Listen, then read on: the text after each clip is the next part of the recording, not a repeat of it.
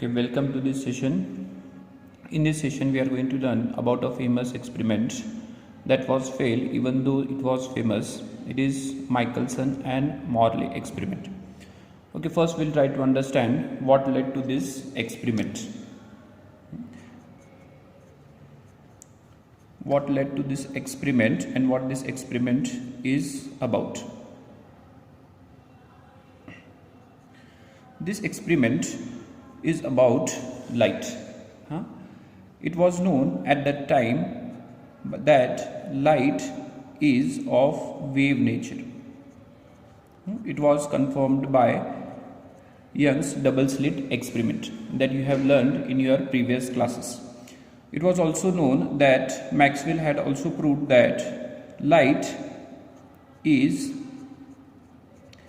electromagnetic wave. This wave is made up of electromagnetic nature, and this wave travels with a speed of 3 into 10 raised to 8 meters per second, and this was the speed in without any medium. So its speed was known, its absolute speed was known. Therefore there was an race to find out what is this medium in which the light is traveling. As we know that waves require medium for propagation, so there was a race to find out what is this medium in which light travels. This medium was named as ether medium. The medium in which light travels was named as ether medium. Now this experiment is all about this ether medium. It was we know the velocity at which the light is traveling, its absolute value, and we know from this we can find out the velocity. We can find out the velocity of ether medium. We can find out velocity of this ether medium. So this was what led to the famous Michelson and Morley experiment. Now what were the goals of this experiment? The goals of this experiment were to find out the velocity of this ether medium. It is sometimes spelled as ETHER or ETHER. Second, by finding out its velocity, we would be able to find out a frame in which, if we would find out the velocity of this ether medium, it would become now possible to find out the absolute velocities of all the things.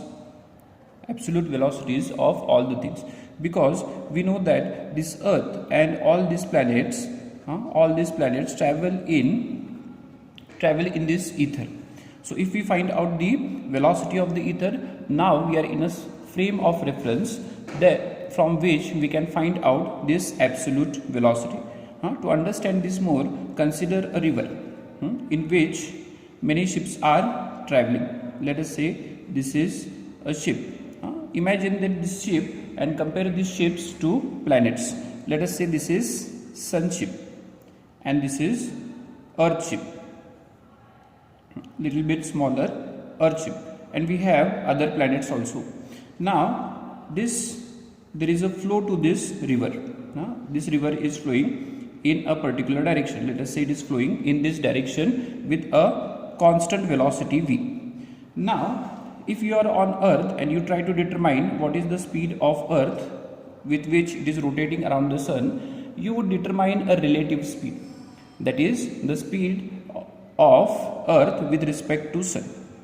You would, for example, if sun is moving with a speed of 30 meters per second and earth is moving with a speed of 50 meters per second, and if you are on earth and you try to determine the speed of earth, what you would determine is that earth is moving at the difference of the speed, that is 20 meters per second. You determine this, but you would never come to know what is the absolute velocity of Earth.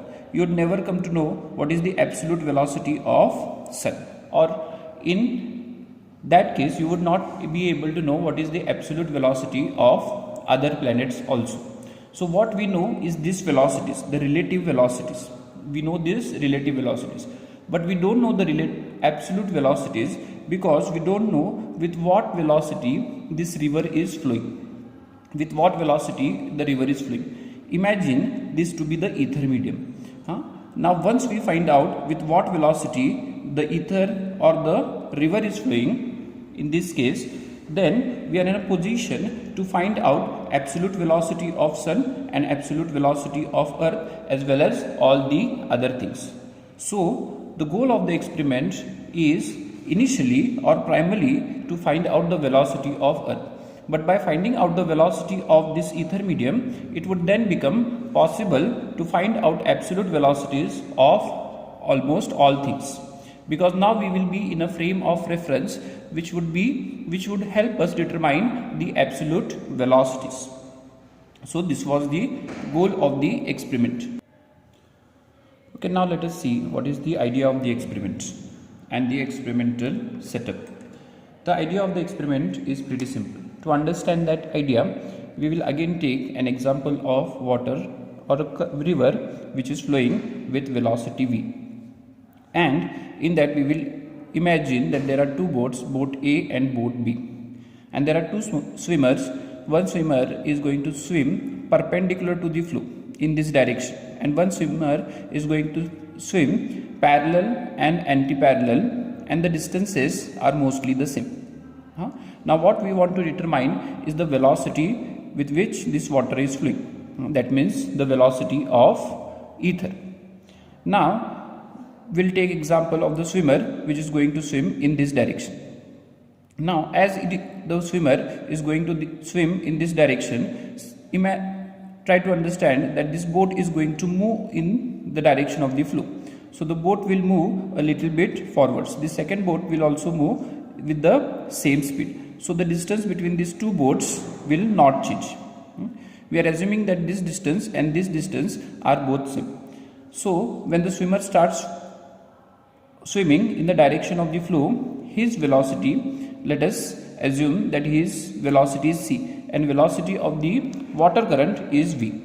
Now when he will be flowing in the direction of the flow, we know that his velocity will be c minus v. C minus v.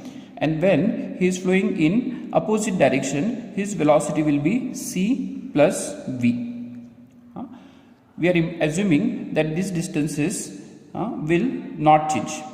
Now the swimmer which is going to swim perpendicular to the flow of the water, what he will do is, when he starts swimming in this direction, because of the flow of the water or the current of the water, he will actually swim in this direction. The water current will force him or push him in this direction. So he will be not flowing, or he will be not swimming in straight direction. He will be swimming in little bit slanted direction at some angle, and he will be going in this direction. And when he will be returning, he will be going in this direction. Okay, the boat will also move because of the water current. Now the point here is, both these swimmers will not return to this boat A at the same time. There will be time gap between the return of the swimmers. Now we know most of the things. We are assuming we know with what velocity these swimmers are going to swim. We also know what is the time delay, because we will be calculating the time delay of the swimmers. And the only thing that is unknown here is velocity of the water current, velocity with which water is flowing. So we can easily determine this velocity of the water current if other things are not known. Now let us see the actual setup of the experiment. Now instead of the swimmers, what is going to move in the direction perpendicular and in parallel will be light. What we are going to use in this experiment will be a half silvered mirror. This half silver mirror will allow the light from a source. This source of light will be a coherent source of light, and this source of light, some amount will get reflected and some amount will pass through this half silvered mirror. So the reflected source, reflected light ray will again get reflected from this mirror M1, whereas the light ray which has passed through this mirror will get reflected from this mirror M2. Now both these light rays will meet here. Returning light rays will meet here, and they will travel to this telescope. From this telescope we can see that there will be an interference, because this light ray and this light ray will not come at the same time. There will be some delay in the reaching of this both light rays. That is why we will get an interference. What is an interference? If you know interference, you have studied in the previous classes, we will get alternate bright and dark bands. We will get alternate bright and dark bands. So this is the experimental setup of Michelson and Morley experiment.